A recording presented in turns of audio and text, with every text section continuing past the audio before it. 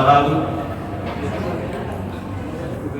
Tradisi masyarakat di kampung saya di Banten itu kalau sudah malam ke-16 ini ibu-ibu sibuk bikin ketupat. Kenapa? Untuk menyambut imam baca doa kunut. Ada yang bikin ketupat, ada yang bikin lemper, ada yang bikin selimpo. Saya tidak tahu apakah di daerah lain ada di Indonesia yang dalam menyambut malam 16 Ramadan ada tradisi bikin ketupat atau tradisi kunutan. Ini tugasnya Les Bumi, bukan tugasnya LBM. Ini mesti dimitigasi di Indonesia ini, daerah-daerah mana saja yang ada tradisi kunutan dalam menyambut kunutnya imam, karena ini adalah tradisi Islam Nusantara. Ini penting karena Islam Nusantara adalah tipologi Islam yang sudah terbukti memiliki kesaktian. Tipologi Islam yang telah terbukti memiliki imunitas komunal di dalam menjaga dirinya dari serangan budaya-budaya asing.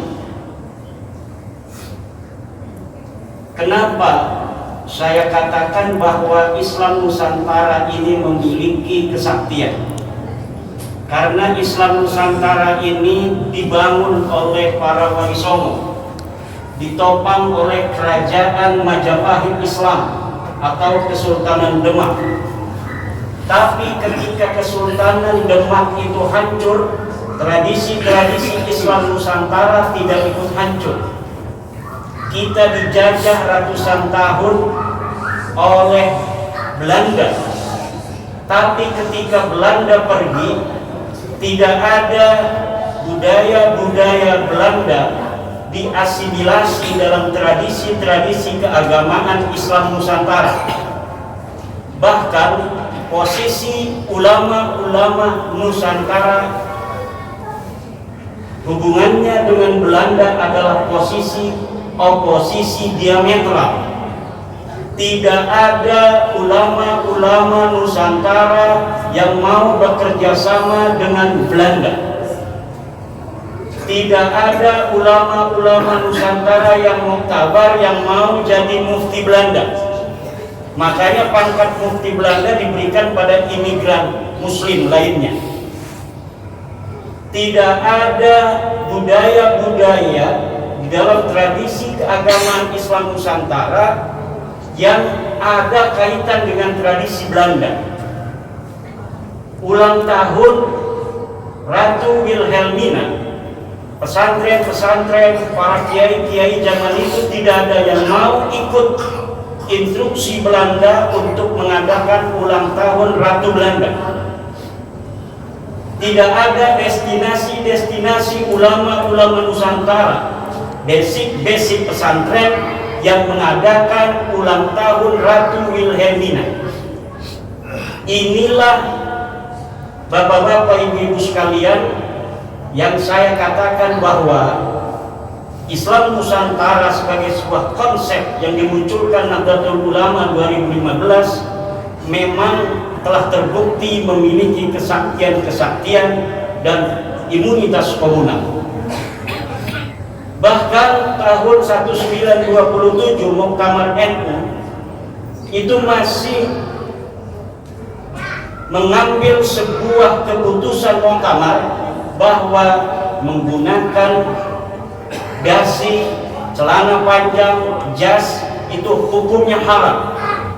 Kenapa haram? Karena ini tasyabuh dengan Belanda.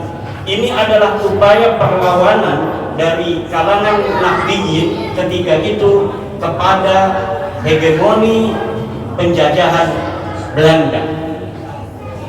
Tahun 40-an Kiai Wahid Hasim mendobrak keputusan itu. Beliau menggunakan jas, menggunakan dasi, menggunakan celana panjang. Ansor kita pada ikut Kiai Wahid Hasyim. Akhirnya pada Kombes di Kudus Ansor itu Kiai Asnawi Kudus marah-marah di arena Kombes karena anak-anak NU yang dari Ansor pakai celana panjang. Setelah merdeka tahun 50-an, Kiai Saifuddin Juhri bertemu dengan Kiai Asnawi Kudus. Dalam keadaan Kiai Saifuddin Juhri menggunakan jas yang rapi, dasi dan celana panjang. Ketakutan Kiai Saifuddin Juhri, jangan-jangan nanti saya dimarahin lagi, kayak seperti Kombes Ansor tahun 38 itu. Ternyata kata Kiai Asnawi Kudus, dulu saya haramkan menggunakan dasi, jas dan celana panjang karena tasabuh bil kufar, tasabuh dengan Belanda.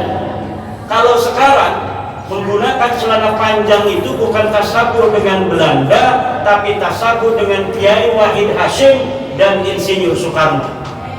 Akhirnya dihalalkan itu kama qala Syekh Asnawi Kudus. Setelah merdeka pula, ajaran-ajaran Nahdlatul Ulama yang merupakan kristalisasi pelembagaan dari ajaran-ajaran Wali Songo yang kemudian di 2015 kita kenal juga dengan istilah Islam Nusantara, telah mampu beriringan dengan Pancasila dalam menciptakan bangsa dan negara Indonesia dalam ketentraman yang tiada tara.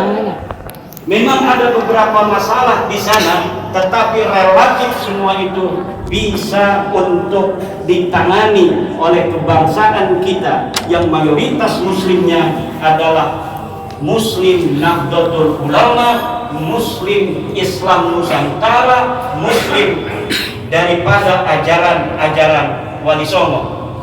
Maka ketika kita hari ini ingin ikut serta dalam rangka menjaga ketertiban dunia, sudah saatnya Nahdlatul Ulama membawa konsep Islam Nusantara ini bukan hanya ke level nasional, tapi juga go internasional.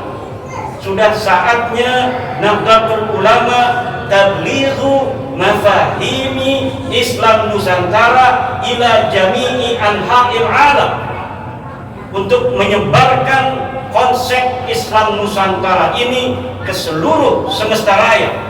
Kita ajak seluruh agama-agama di dunia agar mempunyai konsep yang sama dengan Nahdlatul Ulama, yaitu dasar tawassul, tawazzun dan i'tidal. Dan kita ajak seluruh konsep-konsep dasar negara di dunia ini untuk mengikuti konsep dasar Pancasila, di mana seluruh agama, seluruh etnis dan suku di dalamnya dilindungi oleh bangsa negara itu sendiri. Banyak orang atau kelompok komunitas yang ingin menyebarkan, membangun peradaban di dunia ini. Yahudi mempunyai konsep protokol Zionis. Dia ingin mengembangkan peradaban dunia menurut konsep Yahudi. Saudi, dia memiliki mafahim al-Wahhabiyah, bagaimana peradaban dunia Islam dibentuk di dalam tradisi-tradisi Wahabi. Lalu Nahdlatul Ulama, ketika kita ingin berperan di dalam membangun peradaban dunia ini, konsep apa yang kita miliki? Konsep yang kita miliki adalah konsep Islam Nusantara. Maka sudah saatnya kita kristalkan ini konsep Islam Nusantara untuk merawat jagat dan membangun peradaban al-muhafadzah al-qadimis salih wal akhdhu bil jadidil aslah, yaitu dengan membakukan konsep Islam Nusantara baik di dalam definisi, filosofi maupun teori. Kita berdoa mudah-mudahan Nahdlatul Ulama semakin memberikan manfaat di dalam peradaban dunia ini, dalam menciptakan keharmonisan dan perdamaian di tengah-tengah dunia. Demikian, wallahu wal muwaffiq ila aqwamit thoriq.